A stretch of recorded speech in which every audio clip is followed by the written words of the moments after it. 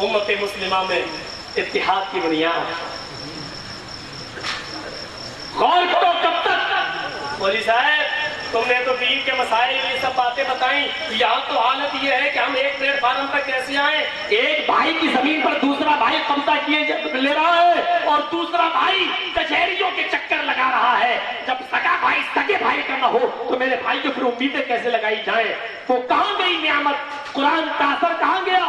جس قرآن کی تاثیر سے میرے پیارے ساتھیوں ایک دوسرے کے لیے اپنی جان دے دیا کرتا تھا. اور پھر آپ جس ملک کے اندر رہتے ہیں ہندوستان, اس کے اندر تو ہمیں بڑی آزادی ہے. اللہ کی قسم میں نے بڑے بڑے اور دوسرے ملکوں کے بھی دورے کیے ہیں, لیکن جتنی آزادی ہمیں بھارت کے اندر ملتی ہے, جتنی آزادی ہندوستان کے اندر ملتی ہے, یہ اچھائی ہے ہمارے بھارت کی. سیکولرزم ہونے کا ایک فائدہ ہے, جتنی آزادی اپنی بات کہنے کی ہمیں ملتی ہے میرے بھائیوں شاید ہمیں کسی اور ملک کے اندر ملے.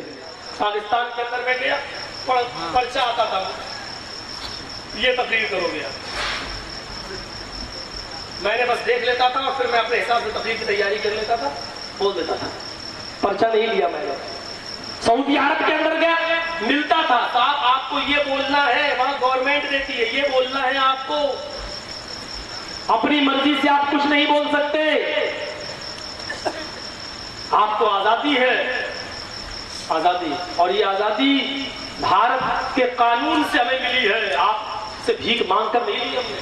یہ ہمارا حق ہے, اس لیے کہ اس ہندوستان کو آزاد کرانے میں ہمارا بھی خون شامل ہے, ہمارا بھی خون شامل ہے. میرے بھائیوں بغداد کا حال دیکھیے, بغداد کا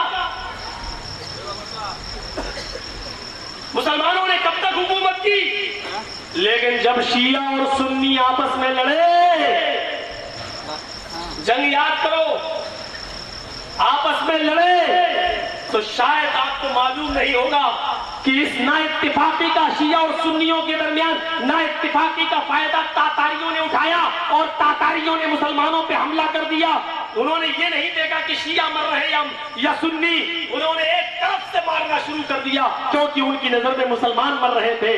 اور کتنی لاشیں بغداد کے اندر بہائی گئی, اتنا خون بہایا گیا کہ کبھی بغداد کے اندر دریائے دجلہ کا پانی مسلمانوں کے خون سے لال ہو جایا کرتا تھا, اور اتنی کتابیں چلائی مسلمانوں کی کہ ان کتابوں کی راکھ کو جب سمندر میں دریائے دجلہ میں ڈالا گیا تو کبھی وہ پانی کالا ہو جاتا تھا.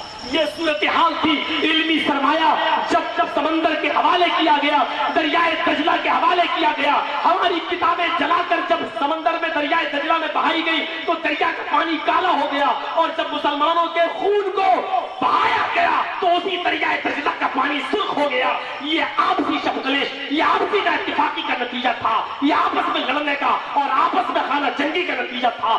میرے بھائیوں کب تک ہم لڑتے رہیں گے, اور جب تک ہم لڑیں گے. یہ امریکہ میں گئے صاحب, یہ بھی وہی ہنر سیکھ کے آ رہے کہ کیسے لڑایا جائے.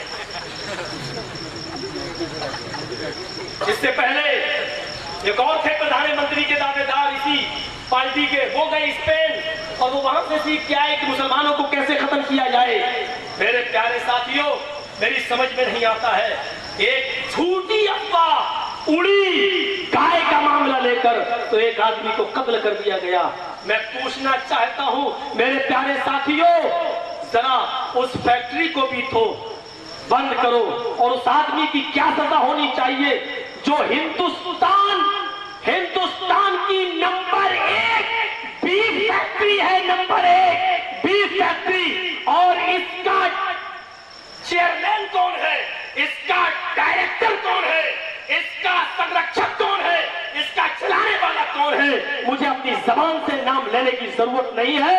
میرے پیارے ساتھیوں مجھے بتاؤ کہ پھر اس آدمی کو کتنی مرتبہ قتل کیا جانا چاہیے ہے, کتنا. ہندوستان آج بھی بیف کے کاروبار کو ایکسپورٹ کرنے میں نمبر 1 ہے. کانگریس کی حکومت تھی تب بھی نمبر 1 تھا, اور آج جب بی جے پی کی حکومت آئی تب بھی بیف کے کاروبار میں ہندوستان ایکسپورٹ کرنے میں نمبر 1 ہے. بتائیے کن کن کو آپ تختہ دار کو لٹکائیں گے. یہ صرف ایک ہوا کھڑی کر دی گئی ہے کہ مسلمان اور ایک پجاری کے اشارے پر گھس جائے اور مڈر کر ڈالے اور قتل کر ڈالے. کہاں کا انصاف ہے اور کہاں کا نیائے ہے, کہاں मेरे भाइयों, इस तरीके के मर्डर भी और होंगे, ये कत्लो क़िताल भी और होंगे, क्योंकि हम और आप वहाबी हैं, देवबंदी हैं, बरेलवी हैं, शिया हैं, सुन्नी है, सब कुछ है, लेकिन एक प्लेटफार्म पर कायम होने वाले एक सही मुसलमान नहीं है। ये अलग बात है कि मेरे भाइयों, ये अलग बात है कि तुम हमें मुसलमान नहीं समझ रहे हो, हम तुम्हें मुसलमान नहीं समझ रहे हैं। एक काफिर ही है जो हमें मुसलमान समझ के मार रहा है, एक काफिर ही है जो हमें मुसलमान समझ के मार रहा है। हम तुम्हें मुसलमान नहीं समझ रहे हैं, तुम हमें मुसलमान नहीं समझ रहे हो। हम तुम्हें काफिर कह रहे हैं, तुम हमें काफिर कह रहे हो। एक काफिर ही है जो हमें मुसलमान समझ के मार रहा है। अल्लाह, तुझसे दुआ करता हूँ इस भोली भाली जनता को, अवाम को इत्तेफाक और इत्तेहाद के एक प्लेटफार्म पर कायम फरमा दे। जब तकरीरें ये होने लगे, मैं अपने काबा की गवाही दूं, जब हज का कैंप लगाया जाए और बाकायदा उसमें मुझे पहले दिन बुलाया जाए और दूसरे दिन मुझे कैंसिल कर दिया जाए, इसलिए कि दूसरे दिन दूसरे मसलक के मौलवी को बुलाया जाना है, और वो मौलवी बार बार ये कहते हैं कि मौलवी जर्जीस को हमारे साथ नहीं लाना है, तो एक एक दिन का फैसला हो जाए और एक दिन मैं पहले बोल दूं और इत्तेफाक इत्तेहाद की बात करके चला जाऊं। हज का मकसद बता दूं कि एक ही मैदान में सब जमा होते हैं, अरफात का मैदान है, एक ही कपड़ा है, लब्बैक लब्बैक अल्लाहुम्मा लब्बैक ला शरीक लक लब्बैक, ये नारा लगा रहे हो। उस वक्त छोटा बड़ा, अमीर गरीब, काले और गोरे का फर्क मिट जाए। जहां मौलवी जर्जीस इजावा की सरजमीन पर ये तरसते रहा है, लोगों को हज का पैगाम बता रहा है, वहीं दूसरे दिन दूसरा मौलवी आता है और ये कहकर जाता है कि तुम खाने काबा जाओ, तुम मदीना जाओ, तुम्हें हज मुबारक हो, लेकिन याद रखना तुम मक्के के इमाम और मदीने के इमाम के पीछे नमाज मत पढ़ लेना, होटल में नमाज पढ़ लेना, इसलिए कि वहां का इमाम वहाबी है, तुम्हारी नमाज नहीं होगी। मेरे प्यारे साथियों, जब ऐसी तकरीरें होने लगे, हज पे जाने वाले लोगों को ये ट्रेनिंग दी जाने लगे, तो अब कहां से उम्मीद लगाई जाए कि इत्तेफाक होगा, इत्तेहाद होगा। कायनात की जब सबसे अजीम मस्जिद के अंदर तुम्हारी नमाज उस इमाम के पीछे नहीं हो सकती, मस्जिद नबी के इमाम के पीछे तुम्हारी नमाज नहीं हो सकती, तो फिर अब कौन सा इमाम लाया जाए और कौन सी मस्जिद लाई जाए? फिर कहां इत्तेफाक होगा, किस बुनियाद पर इत्तेफाक होगा, कहां से हम एक होंगे और कहां से हम गले मिलेंगे?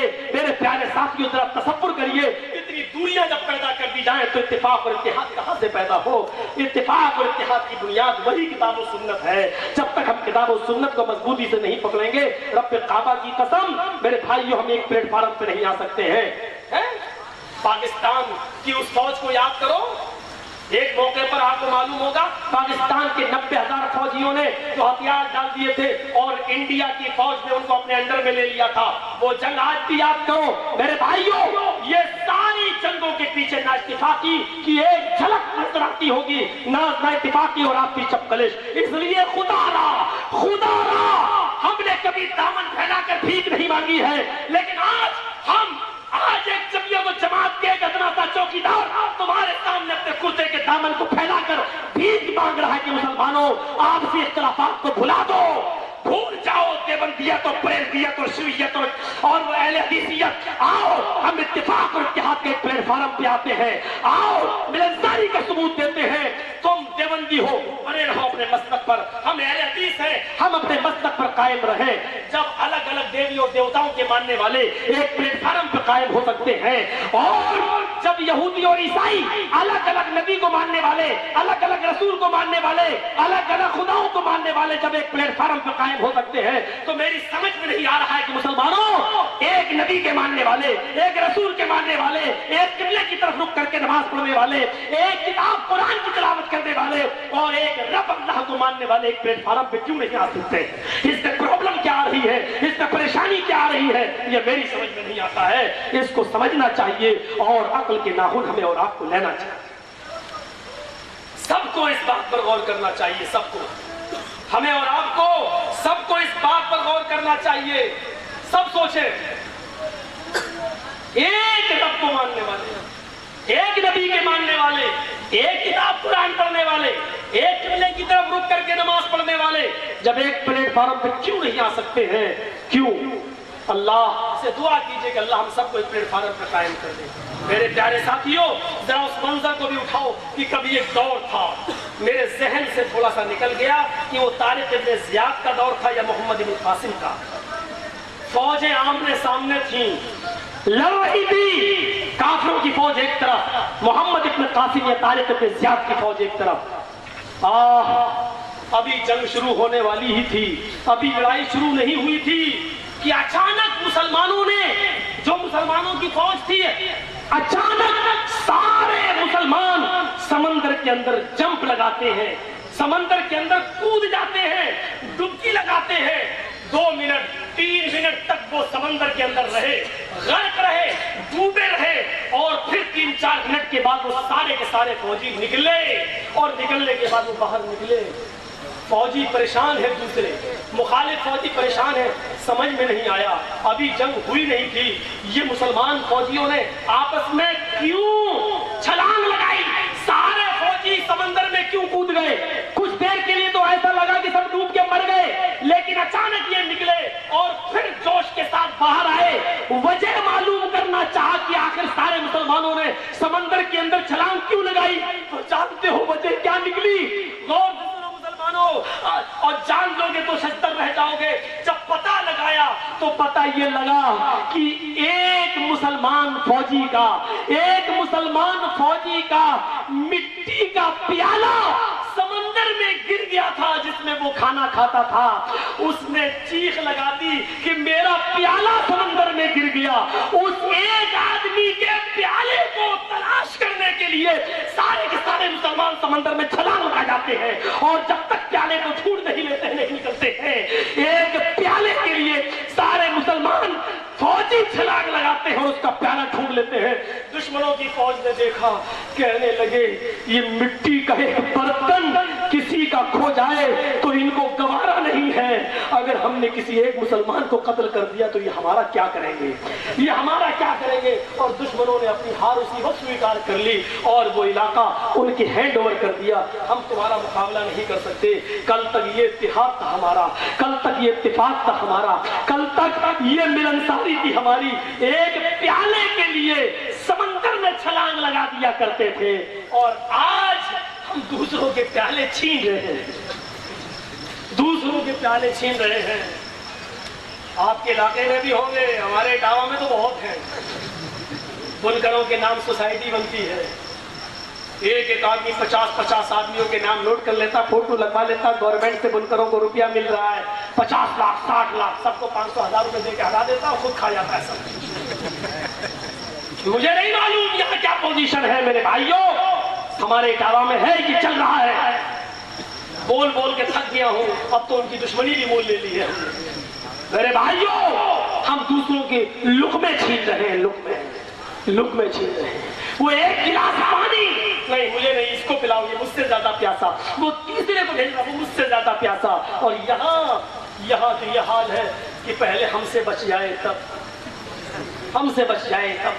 ہمارے دروازے پر کوئی فقیر آ رہا ہے تو ہم وہ کپڑا اس کو پہننے کے لیے دے رہے ہیں جو ہم ریجیکٹ کر چکے ہیں، جو ہم پرانا کر چکے ہیں۔ یہ صورتحال آج ہماری ہو گئی ہے، ایک پیالے کی وجہ سے سب جمپ لگا دیے۔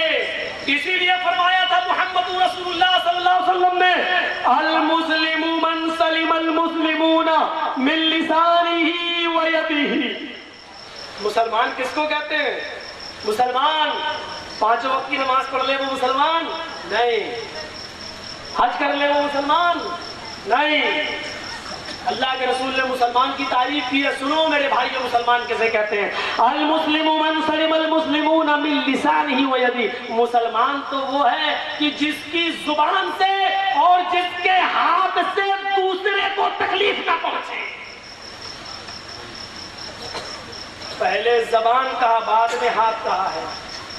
ہم نے آپ کو ایک تھپڑ مار دیا، آپ کو تکلیف ہوئی، لیکن 2 دن کے بعد میں نے کہا معاف کر دو، آپ معاف کر سکتے۔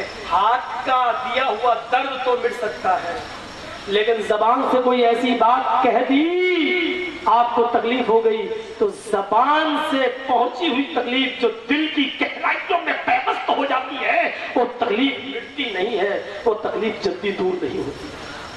اس لیے فرمایا پہلے زبان کا لفظ من لسانی و یدی. مسلمان تو وہ ہے کہ جس کی زبان سے اور جس کے ہاتھ سے دوسرے کو تکلیف نہ پہنچے. پہنچ رہی ہے کہ نہیں پہنچ رہی ہے؟ اپنے غریبانوں میں جھانک کر دیکھو. اچھا اس حدیث کی تعریف میں ہر مسلمان اپنے غریبان میں جھانک کر دیکھے کہ وہ مسلمان ہے. مولوی جرجیس بھی جھانک کے دیکھ رہا ہے. اگر دیکھا جائے تو اس حمام میں اس غسل خانے میں ہم بھی ننگے نظر آئیں گے. ہم بھی ننگے نظر آئیں گے. ایک مسلمان کی تعریف اللہ کے رسول نے یہ کر دی ہے کہ مسلمان اسے کہتے ہیں کہ جس کی زبان سے اور جس کے ہاتھ سے دوسرے مسلمان کو تکلیف نہ پہنچے. دوسرے مسلمان کو. آج یہ عورتیں جو آئی ہیں نا جلسے میں, میری تقریر ہی شاید سن رہی ہو کچھ غور سے, ورنہ اوروں کی تقریر کا یہ حال ہوتا ہے تیرا کپڑا کتنے روپے میٹر, تیری چپل کتنے کی. اور سوتی ہیں, میں نے سنا ہے سوتی ہیں, کہہ دیتی ہے اپنی سہیلیوں سے جب مولانا جرجیس بولے تو اٹھا دینا مجھے تب اٹھیں گے. یعنی ہم ہی ایک تقریر کرتے ہیں اور دوسرے پتہ نہیں وہ کہ لیلا مجنوں کی کہانی سناتے ہیں یا کیا کرتے ہیں, یہ ہمیں نہیں معلوم. تیری چپل کتنے کی, تیری ساری کتنے کی, تیرا یہ کتنے کا, یہ سب باتیں ہوتی رہتی ہیں. یہ جب بیٹھ جائیں تو پڑوسی کی برائی, پڑوسن کی برائی, اس کی شادی آ رہی تو پھنس گئی, اس کی برائی, اس طریقے کی باتیں ہوتی رہتی ہیں. یہ بھی زبان سے تکلیف دینا ہے. ایک دوسرے کی غیبت کرنا, بھائی بھائی کرے, یہ بھی ایک تکلیف ہوتی ہے میرے بھائیوں. تکلیف کیا بنایا تھا جناب محمد رسول اللہ صلی اللہ علیہ وسلم نے, ہم نے کیا اپنی پوزیشن کیا بنائی. نبی اکرم کی ایک بیوی نے اتنا ہی کہا تھا, دوسری بیوی کے بارے میں نبی, اچھا وہ ناٹے, وہ نٹنی, وہ چھوٹی, وہ ناٹے تک کی, اتنا کہا تھا تو اللہ کے نبی نے فرمایا تھا صرف اتنی سی بات کہی تھی. اچھا وہ نٹنی, وہ چھوٹی سی, وہ ناٹے تک کی.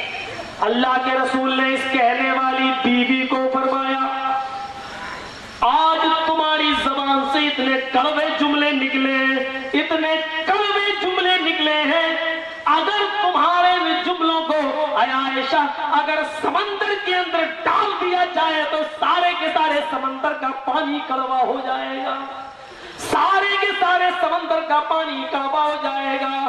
صرف اتنا تک آتا کہ وہ ناٹی کرتی ہے, اس کو نٹنے کو اتنا چاہتے ہو, بس اتنا کہا تھا. اور کیا کہا تھا اللہ کے نبی نے, ایسے جملے تم نے اپنی زبان سے ادا کیے ہیں کہ اگر یہ سمندر میں ڈال دی جائے تو پورے کی پورے سمندر کا پانی کڑوا ہو جائے.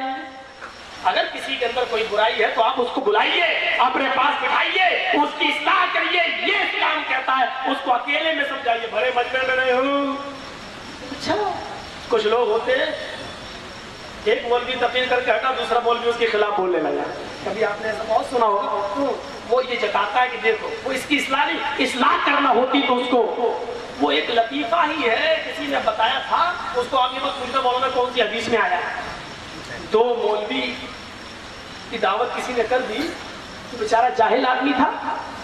تو ایک مولوی جب غسل خانے میں نہانے کے لیے چلا گیا تو جو بیٹھا تھا اس سے پوچھنے لگا یہ جو نہا رہا مولوی یہ کیسا ہے. جس نے دعوت کی تھی اس نے کہا یہ جو نہا رہا ہے کیسا ہے. تو اس مولوی نے کہا وہ جانتا بھی ہے, کوئی وہ تو گدھا ہے, کوئی جانتا بھی ہے. اب وہ جب غسل خانے سے نکل کے نہا دھو کر نکلا تو یہ گھس گیا, یہ نہانے چلا گیا. تو اس سے پوچھا کہ یہ جو نہا رہا ہے یہ مولانا بہت قابل ہے کیا. وہ جانتا بھی, وہ گدھا ہے, بھی جانتا ہے, اس نے گدھا کہہ دیا. اب گھر والا سوچ میں پڑ گیا, میں نے تو یار مرغا بنا دیا, بکرا بنا دیا, لیکن گدھے تو مرغا بکرا کھاتے نہیں ہیں. اب تو جنگل میں جاؤں. وہ جنگل میں گیا اور بہت سی گھاس واس لے کر آیا اور مولویوں کے سامنے ڈال. مولوی لوگ پارک ہے, یہ کیا ہے. کہنے لگے بھائی تم دونوں گدھے ہو, تم نے اس کو گدھا کہا, اس نے تمہیں گدھا کہا, تو گدھوں کی جو خوراک تھی میں نے لا کر دی. میں جانتا ہوں کہ لطیفہ ہے, لیکن یہ بھی ہو سکتا ہے کہ مولویوں کو سبق سکھانے کے لیے کسی نے ایسا کر کے بھی دکھایا ہو. اس کی کوئی تصدیق نہیں ہے, لیکن میرے بھائیوں جس نے بھی ایک چٹکلا یا لطیفہ بنایا ہے بہرحال اس میں ایک صداقت نظر آتی ہے. اور ہم جیسے ملا مولویوں کے لیے ایک عبرت نظر آتی ہے, ایک عبرت. ایک دوسرے کی ٹانگ پکڑ کے گھسیٹنے میں لگا ہوا ہے, ایک دوسرا एक दूसरे की टांग पकड़ के।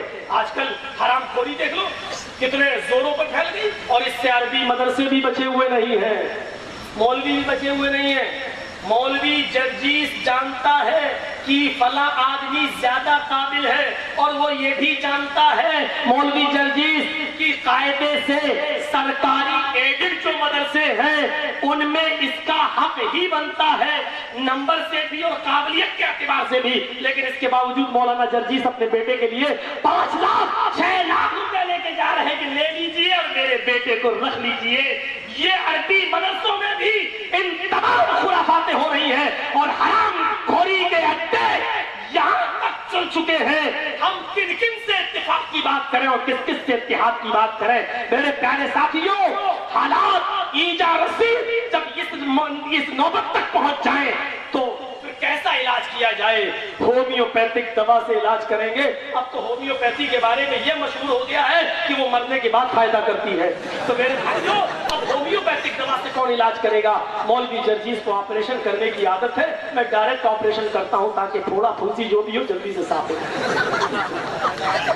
हर आदमी का तरीका इलाज अलग अलग होता है, होम्योपैथ का अलग, एलोपैथ का अलग, यूनानी का अलग, आयुर्वेद का अलग, हमारा थोड़ा सा दूसरे हिसाब का है।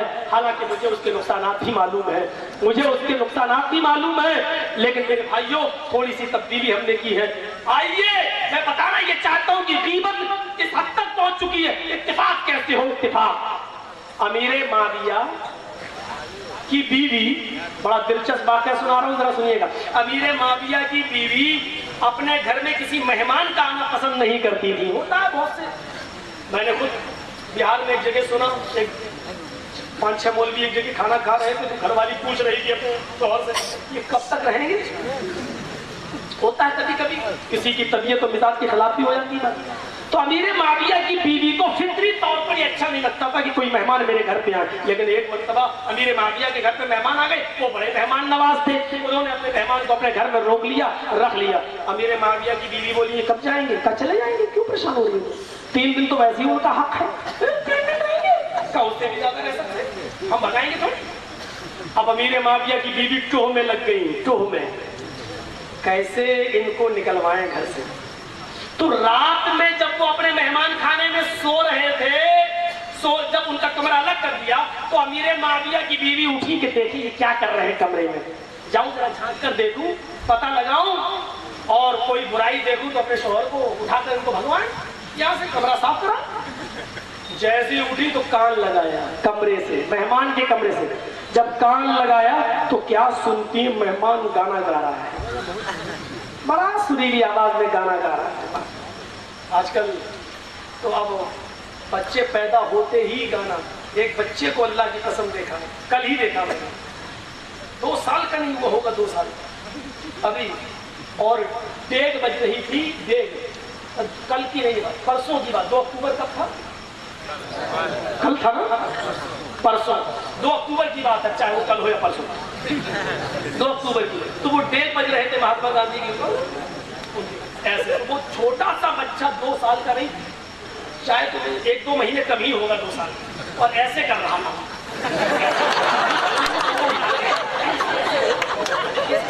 डांस कर रहा था, जो ताज्जुब में ये पड़ गया कि अल्लाह की क्या तरबियत होगी, ये 2 साल का भी बच्चा भी पूरा नहीं हुआ। हालांकि घर वाले से मैंने कुछ कहा नहीं, लेकिन अफसोस ये हुआ मेरे भाइयों कि वो डेग बज रही है बाहर और उसमें वो ऐसे ऐसे कर रहा है। अगर उसको थोड़ा सा और आता तो कितनी अच्छी वो कमर भटकाता, क्या करता।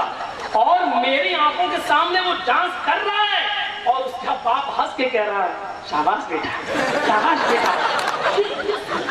हो जाए तो कहाँ जा रहा है हमारा समाज, हमारा मुआशरा? अमीर मावी तो हो, अभी वो थे बेचारे आए और गाना गा रहे सुरीली आवाज में, बड़ा पैसा गाना।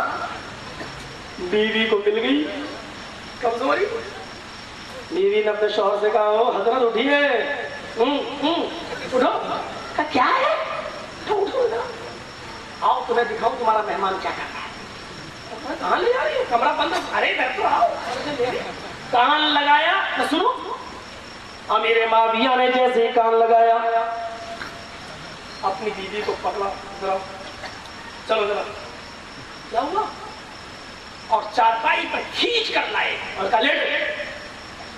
جب میں نے اس کا کمرہ الگ کر دیا ہے تو تمہیں اس کے اندرون خانہ سے کیا مطلب؟ وہ کمرے میں اندر کیا کر رہا ہے تمہیں اس کی جاسوسی لینے کی کیسی ضرورت پیش آئی؟ کان لگا کر کیوں بولی؟ تمہیں معلوم نہیں ہے کہ اللہ کے رسول نے جب دروازہ بند ہو تو کسی کے گھر کی ٹوہ لے اور جاسوسی کرنے سے منع کیا ہے؟ لوگ مجھ پر ہی حدیث سنا رہے ہیں، ابھی بھی میری غلطی ہے، وہ گانا گا رہا اس کی کوئی غلطی نہیں، کہاں تمہاری غلطی ہے؟ جب اللہ کے نبی نے جاسوسی کرنے سے منع کیا ہے تو تم نے کیوں جاسوسی کی؟ ہاں ٹھیک ہے میں سو رہی ہوں، بیوی سو گئی، مجھے کو ڈانٹو کہ مجھے معلوم ہے؟ امیر معاویہ بیوی کو دیکھ رہے ہیں کب سوتی ہے؟ جب وہ کھراٹے لینے لگی، امیر معاویہ کی بیوی جب کھراٹے لینے لگی تب اٹھے، سمجھ گیا سو گئی، گھوڑا بیچ کر اب اٹھے، چلے اب سمجھائیں اپنے مہمان کو کہ یہ اچھی بات نہیں ہے گانا گانا، یعنی اپنی بیوی کے سامنے بھی اس کی اصلاح کرنا مناسب نہیں سمجھا کہ مہمان یہ نہ سمجھے کہ دیکھو میری انسلٹ کر رہا ہے اپنی بیوی کے سامنے۔ جب بیوی سو گئی تب اٹھے اور کمرے کی طرف گئے تو سوچا کہ اگر سو گیا ہوگا تو نہیں جگاؤں گا، فجر کے بعد سمجھا دوں گا، کان لگا کر دیکھ لوں اگر گانا گا رہا ہوگا تو اندر جاؤں گا نہیں تو نہیں جاؤں گا۔ جب کان لگایا تو وہی مہمان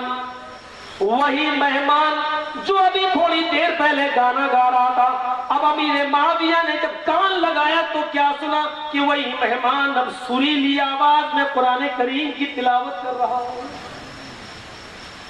امیر معاویہ بھاگتے ہوئے گئے اور اپنی بیوی سے کہے اٹھ۔ اب امیر معاویہ نے اٹھایا، اٹھ تو کیا اٹھ، کان لگا۔ وہ دروازے پہ جب کان لگاتی ہے تو اس کے کانوں میں بھی قرآن کی تلاوت کی آواز جاتی ہے۔ کہتے بڑا بہروپیہ ہے یہ، کیوں؟ ابھی تو گانا گا رہا تھا اور اب قرآن پڑھ رہا ہے۔ امیر معاویہ کے الفاظ دیکھو، اتفاق اور اتحاد میں یہ چیز بھی بڑی معاون ثابت ہوگی۔ امیر معاویہ کا جواب یہ تھا، آئے میری بیوی، تم نے مجھے میرے بھائی کی برائی دکھلائی، لیکن میں نے تمہیں اپنے بھائی کی خوبی اور اچھائی دکھلائی۔ برائیوں پہ پردے ڈالو، اس کو ظاہر مت کیا کرو، اور خوبیوں کو اس کے پیٹھ کے پیچھے بیان کیا کرو۔ اے میری بیوی، تم نے مجھے میرے بھائی کی برائی دکھلائی اور میں نے اپنے بھائی کی تمہیں خوبی دکھلائی۔ صبح فجر کی نماز پڑھنے کے لیے مہمان بھی جاتا ہے، امیر معاویہ بھی جاتے ہیں، دونوں نے نماز پڑھنے کے بعد وہی مسجد میں باتیں کی۔ اس موقع پر امیر معاویہ نے پوچھ لیا، میرے مہمان آخر کیا بات ہے؟ یہ دو پالیسی ایک آدمی کی نہیں ہو سکتی ہے، کبھی وہ گانا بھی گاتا ہو اور پھر وہ تھوڑی دیر کے بعد قرآن کی تلاوت بھی کرنے لگتا ہو، یہ کیا بات ہے؟ کہا امیر معاویہ، میں گانا گانے کا عادی نہیں ہوں، لیکن کل گنگنانے لگا، بہت غموں کے پہاڑ میرے اوپر ٹوٹے ہوئے ہیں، میں اپنی مصیبتوں میں پھنسا ہوں، گانا گا کر میں کچھ اپنا بوجھ ہلکا کر رہا تھا، لیکن جتنا میں گانے گاتا جا رہا تھا میرا غموں کا بوجھ اتنا بڑھتا جا رہا تھا، مجھے سکون نہیں مل رہا تھا۔ خاموش ہو کر میں اپنے دماغ پر زور دینے لگا تو میرے سامنے قرآن کی آیت آ گئی، الا بذکر اللہ تطمئن القلوب، تمہارے دلوں کو سکون تو اللہ کے ذکر سے ملے گا، اللہ کے ذکر سے ملے گا، اللہ کے ذکر سے پہنچے گا۔ تب میں نے قرآن کی تلاوت کرنا شروع کر دی، اسی وقت میں قرآن پڑھنے لگا اور قرآن کے پڑھنے کی وجہ سے میرے دلوں کا غم دور ہو گیا، اس لیے میرے دل کا غم دور ہو گیا۔ بس یہی ایک بات تھی۔ امیر معاویہ نے بہت پوچھنا چاہا کیا بات ہے، لیکن امیر معاویہ کے مہمان نے اپنی پریشانی نہیں بتائی، فرمایا بس دعا کرو کہ اللہ میری پریشانیاں آسان کر دے۔ ہم اپنی پریشانی بتا کر تم کو بھی اس میں حصے دار نہیں بنانا چاہتے ہیں، بس دعا کیجیے اللہ میری پریشانی کو دور فرما دے۔ تو یہاں سے میں آپ کو بتانا یہ چاہتا ہوں کہ اس طریقے سے اصلاح ہوتی ہے اور ایک اس طریقے سے بھی بات ہوتی ہے اور اس طریقے سے بھی اپنے بھائی کی مدد کی جا سکتی ہے۔ ہمیں غور کرنا چاہیے، ہمارے یہاں یہ منظر ہے برائیوں پہ پردہ۔ آج نا اتفاقی کی ایک وجہ یہ ہے، اچھا میرے بیٹے کی شادی اس کی بیٹی سے نہیں ہوئی، اب اس کی بیٹی کا رشتہ دوسری جگہ لگ رہا، پوچھ رہا جرجیت صاحب بڑا لڑکا کیسا ہے؟ اب میں نے بدلا لیا، اچھا میرے لڑکے سے تو منع کر دی تھی شادی، تمہارے لڑکے سے بات چل رہی؟ کہاں؟ تمہیں معلوم ہے اس کی لڑکی کانوینٹ میں پڑھتی ہے، تو کیا ہوا معلوم ہے؟ ارے فیس بک چلاتے، ارے تو کیا ہوا؟ ارے اس کے ہزاروں دوست ہیں، موبائل میں رات میں 12 2 بجے تک بات کرتی ہے، اور اس کے ایک سچ میں 99 جھوٹ اپنی طرف سے ملا کر بڑھا چڑھا کر اتنا بڑا پیش کر دیا کہ اب وہ زمانے کی سب سے گندی لڑکی بنا کر اس کو پیش کر دیا۔ یہ ہو رہا ہے آج، اور اس وجہ سے بھی آج ہمارے نااتفاقی ہمارے درمیان ہو رہی ہے۔ ایک واقعے سے اس نااتفاقی کو دور کرنے کی کوشش کیجیے۔ حضرت عمر فاروق کے پاس ایک آدمی آیا، کہنے لگا امیر المومنین ایک مسئلہ پوچھنا ہے، امیر المومنین ایک مسئلہ معلوم کرنا ہے۔ امیر المومنین نے کہا کیا مسئلہ پوچھنا ہے بتاؤ، چاہتے کیا ہو، کیا پوچھنا چاہتے ہو تم، کیا جاننا چاہتے ہو؟ اس نے کہا امیر المومنین مسئلہ یہ ہے کہ میں اپنی بیٹی کے ساتھ اسلام لایا۔ بہت دلچسپ واقعہ ہے، ذرا غور سے سنیے گا، غور سے، بڑا دلچسپ۔ اے امیر المومنین، میں اپنی بیٹی کے ساتھ اسلام لایا، میری بیٹی اس وقت بہت چھوٹی تھی، 7-8 سال کی، لیکن وہ اسلام میرے ساتھ لائی، میں بھی اسلام لایا، میری بیٹی بھی اسلام لائی، ہم دونوں اسلام کے اندر رہنے لگے اور پرورش پانے، میں اپنی بیٹی کی پرورش کرنے لگا۔ لیکن جب میری بیٹی بڑی ہو گئی، میری بیٹی بالغ ہو گئی، میری بیٹی جوان ہو گئی، تو امیر المومنین میں اپنی بیٹی کے بارے میں یہ پوچھنے آیا ہوں، جب میری بیٹی بڑی ہو گئی، بالغ ہو گئی، سیانی ہو گئی، تو میری بیٹی سے گناہ ہو گیا۔ کہا کیا ہو گیا؟ کہا میری بیٹی ایک نوجوان لڑکے سے عشق کر بیٹھی تھی اور اس نے اس لڑکے کے ساتھ زنا کر لیا۔ لیکن امیر المومنین میری بیٹی کی اس زنا کے بارے میں صرف میں جانتا ہوں، کوئی اور نہیں۔ امیر المومنین میری بیٹی جب زنا کر بیٹھی اس وقت وہ اپنی جوانی کے نشے میں چور تھی، کنٹرول نہ کر سکی، لیکن جب جوانی کا نشہ اس کا اترتا ہے اور لڑکا زنا کر کے چلا جاتا ہے اور اس نے اپنے آپ کو ہوش میں جب پایا، جوانی کا نشہ اترا، تو اس کو اتنا دکھ ہوا، اس کو اتنا غم ہوا کہ وہ مارے دکھ کے، مارے غم کے کہ میں نے یہ کیا کر لیا، کس گناہ عظیم کی میں مرتکب ہو گئی۔ اے امیر المومنین، میری بیٹی کچن میں گھس گئی اور میری بیٹی نے چھری لے لی، میری بیٹی چھری لے کر آئی اور اس نے اپنے ہاتھ پہ مارنا شروع کیا، اس نے چھری اپنے پیر پہ مارنا شروع کی۔ وہ اپنے جسم کے ایک ایک حصے کو سزا دینے لگی، کبھی ہاتھ پہ چھری چلاتی، کبھی کلائی پہ چلاتی، کبھی بازو پہ چلاتی، کبھی وہ اپنی ران پر، کبھی اپنے پیر پر، اور قریب تھا کہ وہ اپنے پیٹ پہ چھری مار لے۔ اسی حال میں اپنی بیٹی کے پاس پہنچ گیا، میں نے جلدی سے چھری پکڑی، چھینا اپنی بیٹی کے ہاتھ سے اور چھری کو میں نے باہر پھینک دیا اور کہا بیٹی، اور بیٹی بار بار کہتی ابو نہیں نہیں چھری مجھے دیجئے، آئے ابو نہیں میں نہیں رہنا چاہتی۔ میں نے اس کو سمجھایا بجھایا، میری بیٹی کیا کر رہی ہو، ہوش میں آؤ، خودکشی حرام ہے، نہیں کرنا چاہیے، آخر کیا ہو گیا تمہیں؟ تب اس نے مجھے اپنی پوری بات بتا دی۔ امیر المومنین میری بیٹی نے مجھ سے کہہ دیا کہ ابو میں ایک نوجوان لڑکے سے میں نے زنا کر لیا ہے، میں نے اس کا ساتھ دے دیا ہے، میں نے اس کے ساتھ زنا بالرضا کا ارتکاب کر لیا ہے، رضامندی کے ساتھ میں نے زنا کی میں مرتکب ہو گئی ہوں، اب اس دنیا میں مجھے رہنے سے کیا فائدہ ہے؟ میں نے سمجھایا کہ اللہ غفور الرحیم ہے، معاف کرنے والا ہے، بیٹی اپنے آپ کو سنبھال، میری اکلوتی بیٹی تھی، میں کیا کر سکتا تھا؟ میری بیٹی اس دن سے مصلی جانتی ہے اور نماز جانتی ہے، بس وہ نماز پڑھتی ہے، قرآن پڑھتی ہے، اپنے ہاتھوں کو اپنے رب کے سامنے پھیلا لیتی ہے اور دعائیں مانگتی ہے، گڑ گڑاتی ہے۔ امیر المومنین میری بیٹی کی کی آنکھوں کے آنسو بھی اب خشک ہو چکے ہیں. وہ کئی سال سے 2-3 سال سے برابر دعائیں مانگ رہی ہے. آئے امیر المومنین, مجھے امید ہے کہ میرے رب نے میری بیٹی کو ضرور معاف کر دیا ہوگا. امیر المومنین نے فرمایا پھر میرے پاس مسئلہ کیا پوچھنے آئے ہو؟ جب تمہاری بیٹی نے توبہ کر رہی ہے, آج بھی کر رہی ہے, 4 عینی گواہ بھی نہیں ہے, تو پھر تم کیوں اپنی بیٹی کے بارے میں یہ بتانے آئے ہو؟ مسئلہ پوچھو, مسئلہ کیا پوچھنا چاہتے ہو؟ فرمایا امیر المومنین اب بڑی دودھا میں پھنسا ہوں. مسئلہ ہے میرے سامنے بڑا پیچیدہ. میری بیٹی کے رشتے آ رہے ہیں, میری بیٹی کے رشتے آ رہے ہیں. بہت سے لڑکے میری بیٹی سے شادی کے خواہش مند ہیں.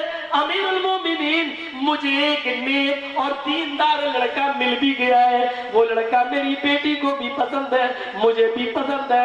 اس کی دینداری سے میں راضی ہوں, اس کی دینداری سے میں خوش ہوں, میری بیٹی بھی خوش ہے. لیکن میں یہ مسئلہ جاننا چاہتا ہوں, میری بیٹی نے کہا ہے پوچھ لو اس لڑکے کو میں اپنی حقیقت بتاؤں یا نہ بتاؤں. امیر المومنین میں اپنے ہونے والے داماد سے کیا کہوں؟ امیر المومنین میری بیٹی زنا کی مرتکب ہو چکی تھی, اب میں اس لڑکے کو یہ بتاؤں کہ میری بیٹی ایک بار زنا کر چکی ہے, اب سمجھ لو کہ تم کرو گے یا نہیں کرو گے. اگر نہیں بتاتا ہوں تو ڈر یہ لگتا ہے کہیں میرا یہ نکاح کر دینا اپنی بیٹی کا اس لڑکے کو دھوکہ دینے کے معاملہ دھوکے میں نہ لکھ لیا جائے اور دھوکے کی سزا اللہ ہم کو نہ دے. اگر میں چپکے سے نکاح کر دوں تو کہیں یہ دھوکے میں نہ لکھا جائے, اور اگر پھر مجھے ڈر یہ اگر بتا دوں کہ میری بیٹی سے زنا ہوا ہے تو ڈر یہ کہ وہ دیندار لڑکا ہے, کہیں ایسا نہ ہو کہ میری بیٹی کی زنا کے بارے میں سنے تو وہ رشتہ کینسل کر دے, وہ رشتہ ہی چھوڑ بیٹھے, وہ میری بیٹی سے نکاح نہ کرے. اب میں کیا کروں؟ اس لڑکے کو بتاؤں یا نہ بتاؤں؟ میں بڑی الجھن میں پھنسا ہوا ہوں. امیر المومنین کچھ رہنمائی کریے, میری کچھ مسئلہ بتائیے. حضرت عمر فاروق نے کوڑا نکالا. کوڑا کیوں نکال دی؟ مسئلہ پوچھنے والے کو کوڑوں سے مارو گے تو کون پوچھے گا؟ کہ یہ کوڑا میں نے اس لیے نکالا تاکہ تجھے پہلے 2-4 کوڑے ماروں. تاریخی خطیب بغدادی میں لکھا ہے کہ عمر فاروق نے 2 یا 5 کوڑے اس آدمی کو اس کو مار دیے. اس نے کہا کیوں؟ کہا اب سن میں نے یہ کوڑے کیوں مارے؟ کہا کہ جب تیری بیٹی کا یہ عیب چھپا ہوا تھا تو تو نے مجھے کیوں بتایا؟ ابھی تک صرف تم جانتے تھے اور تمہاری بیٹی جانتی تھی, تو مجھے کیوں بتایا اپنی بیٹی کے غیر موجودگی میں؟ سزا کے طور پہ ویسے نہیں مارا. اب سنو, تم مسئلہ پوچھنے آئے ہو تو مسئلے کا جواب سنو. حضرت عمر فاروق نے بڑا دلچسپ اور بڑا سلجھا ہوا مشورہ دیا. غور کریے یہاں پر. فرمایا آئے اس لڑکی کے باپ, جب اللہ نے تیری بیٹی کے عیب کو چھپا لیا ہے, جب اللہ نے تیری بیٹی کے عیب پر پردہ ڈال دیا ہے, تو تو کون ہوتا ہے اس لڑکے کو جو لڑکا تیری بیٹی سے شادی کرنا چاہتا ہے اس کو کچھ بتانے والا؟ تو کون ہوتا ہے جب اللہ نے تیری بیٹی کے عیب کو چھپا لیا ہے تو تو کیوں ظاہر کرے گا؟ جاؤ اور چپکے سے بغیر اس لڑکے کو بتائے ہوئے اپنی بیٹی کا نکاح اس سے کر دے. کہا امیر المومنین ڈر لگتا ہے کہیں گناہ میں نہ لکھ لیا جائے میرا یہ عمل. فرمایا تمہاری بیٹی توبہ تو کر رہی ہے؟ فرمایا ہاں. کہا کیا تم نے قرآن نہیں پڑھا؟ التائب من الذنب کمن لا ذنب لہ, جو آدمی اپنے گناہ سے توبہ کر لیتا ہے وہ ایسا ہو جاتا ہے جیسے اس نے گناہ کیا ہی نہیں. لہذا جا اور چپکے سے اپنی بیٹی کا نکاح کر دے. زنا جیسے عیب کو اگر وہ چھپا ہوا ہے تو اس کو بھی پردے میں رکھنے کا حکم دیا ہے حضرت عمر فاروق نے, اور کہا جا چپکے سے نکاح کر دے. آج ہم تھوڑا سا بازار میں ٹہل لی تو اس کو بدنام کر رہے ہیں, اور آج اگر کسی رشتے دار سے ملتی ہے تو ہم 1000 لڑکوں کے ساتھ اس کا جام جوڑ دیتے ہیں. اور اس طریقے سے ہم اس کو بدنام کر رہے ہیں اور اس طریقے سے نا اتفاقیہ ہم اپنی بڑھاتے جا رہے ہیں. اندازہ لگائیے میرے بھائیوں, اصلاح معاشرے کے موقع بھی موضوع بن سکتا ہے یہ, اور امت مسلمہ میں اتحاد کی بنیاد پر بھی یہ موضوع بن سکتا ہے. آپ دیکھیے کیا بنیاد تھی. حضرت عمر فاروق نے کہا جاؤ چپکے سے اس کا نکاح کر دو اور اس لڑکے کو بتانے کی کوئی ضرورت نہیں ہے. یہ تھا. اب اندازہ لگا یہاں غیبتوں پہ غیبت ہو رہی ہے. فرمایا جب اللہ نے چھپا لیا ہے تو تم کون ہوتے ہو بتانے والے. ہمیں اور آپ کو چاہیے کہ ہم اور آپ اتفاق اور اتحاد کا مظاہرہ کریں. صرف ایک واقعہ اور آپ کے سامنے رکھ دوں, اور بڑا دلچسپ واقعہ. جب یہاں سے مکے والے مکہ چھوڑ کے مدینہ کی طرف گئے تو قومی عصبیت تھی, انصاری تھی, اپنے بکری کو لایا اور پانی پلانے لگا گھاٹ پہ, اور ادھر مہاجر بھی آیا. حضرت عمر فاروق کا غلام, اس نے بھی اپنی بکری کو پانی پلانا چاہا. گھاٹ ایک ہی تھا, تالاب ایک ہی تھا. عمر فاروق کا غلام کہتا ہے مہاجر پہلے میں پانی پلاؤں گا, یہ کہتا ہے انصاری پہلے میں پلاؤں گا, پہلے میں آیا. حضرت عمر فاروق کا غلام کہتا ہے نہیں, یہ گھاٹ میرے مالک کا, میں پانی پلاؤں گا. انصاری کہتا ہے کہ نہیں پہلے میں آیا ہوں, میں پانی پلاؤں گا. ایک نے ایک تھپڑ مار دیا, ادھر سے یہ چلایا یا حلال انصار, آئے انصاریوں دیکھو یہ مہاجری یہ مارنے پر تل گئے ہیں, ہمیں خبر لے رہے ہیں میری. ادھر سے یہ چلایا یا حلال مہاجر, آئے مہاجروں جمع ہو جاؤ. مہاجر بھی آ گئے, ادھر سے انصاری جمع ہو گئے. مکے والے اور مدینے والے آپس میں جمع ہیں. تو قومی عصبیت جوش میں آ گئی. وہی جہالت جو پہلے بھری ہوئی تھی, ابھی نئے اسلام لائے تھے, ابھی تعلیمات سے آشنا نہیں تھے, ابھی قومی عصبیت بھری ہوئی تھی. تلواریں نکل آئیں, انصاری مسلمانوں انصاری مہاجر کی طرف بڑھنے لگے, مہاجر انصاریوں کی طرف بڑھنے لگے. جناب محمد رسول اللہ کو خبر دی جاتی ہے, اللہ کے نبی جب انصار و مہاجر کے بیچ میں آتے ہیں, آپ کی چادر کاندھے سے گر جاتی ہے. کسی نے کہا اس چادر کو اٹھا لو, اللہ کے نبی نے یہ کہہ دیا نہیں, مجھے جانے دو فیصلہ کرنے, مجھے جانے دو انصار و مہاجرین کے درمیان مواخات قائم کرنے, مجھے جانے دو بھائی چارہ قائم کرنے کے لیے. لیکن یہاں دیکھتے تو حالات بگڑے ہوئے. انصاری کہتے اللہ کے نبی ہٹ جائیے, میں دیکھتا ہوں ان مہاجروں کو, یہ کل بھوکے آئے کھانا ہم لوگوں نے دیا, پیاسے آئے پانی ہم لوگوں نے دیا, اور آج ہم ہی کو آ کے دکھا رہے ہیں. ادھر سے مکے والے کہتے اللہ کے نبی ہٹ جائیے, آج یہ ہمارے اوپر حملہ کر رہے ہیں. دیکھتے ہیں اللہ کے نبی صلی اللہ علیہ وسلم نے دونوں کے ہاتھ کو جھڑک دیا اور فرمایا اے انصاریوں سن لو, اے مہاجروں سن لو, اگر تم دونوں نے ایک دوسرے کو مارنے کی پلاننگ کری لی, اگر تم دونوں ایک دوسرے کو مارنا ہی چاہتے ہو تو اے انصاریوں اٹھاؤ تلوار, اے مہاجرین اٹھاؤ تلوار. سب سے پہلے یہ تلوار اگر چلانا ہے تو محمد رسول اللہ کی گردن پہ چلاؤ. رب کعبہ کی قسم جب تک میں زندہ ہوں میری زندگی میں نہ انصار مہاجر کو مارے گا نہ مہاجر انصار کو. اگر مارنا ہی ہے تو پہلے میری گردن پہ تلوار چلاؤ, اور جب میں اس دنیا میں نہ رہوں تو جا کر جاؤ حملے کرو, مارو. جیسے انصاریوں نے اور مہاجرین نے جملے سنے, ان دونوں نے اپنی اپنی تلواریں پھینک دی اور آپس میں گلے مل لیے. میرے پیارے ساتھیوں, اس طریقے سے اللہ کے نبی دونوں میں بھائی چارہ قائم کرواتے تھے. خون خرابے پہ اتری ہوئی قوم کو آپس میں ملایا کرتے تھے. میرے نبی اپنے آپ کو قتل کے لیے پیش کر دیا کرتے تھے, قتل کرو. اس طریقے سے پتھر کھا کھا کر لوگوں کو ملایا کرتے تھے. مولوی جرجیز کی طرح مرغے کھا کھا کر لوگوں کو لڑانے کا کام نہیں کرتے تھے. آج ہم لڑا رہے ہیں. اتفاق اور اتحاد کی بنیاد یہی ہے میرے بھائیوں. ہمیں نبی اکرم جناب محمد رسول اللہ کے اصول پر چلنا ہوگا. 2:45 بج گئے ہیں, میری ہمت اب اس کے آگے نہیں جا رہی ہے. میرے بھائیوں کل بھی شنکر نگر میں پروگرام تھا, جمعے کا خطبہ بھی دیا. اس لیے میرے بھائیوں آئیے ہم سب دعا کرتے ہیں اللہ تعالیٰ سے کہ بار الہ امت مسلمہ میں اتحاد کی بنیاد کتاب و سنت پر ہم تمام مسلمانوں کو قائم فرما دے, ہم تمام مسلمانوں کو اللہ عمل کرنے والا بنا دے, اور ہم تمام جميع مسلمانوں کو اتفاق اور اتحاد کے پلیٹ فارم پر قائم کر دے. آپس میں ہم سب کو آپس میں بھائی بھائی بنا دے. وما علینا الا البلاغ المبین. وآخر دعوانا الحمد للہ رب العالمین. السلام علیکم ورحمۃ اللہ وبرکاتہ.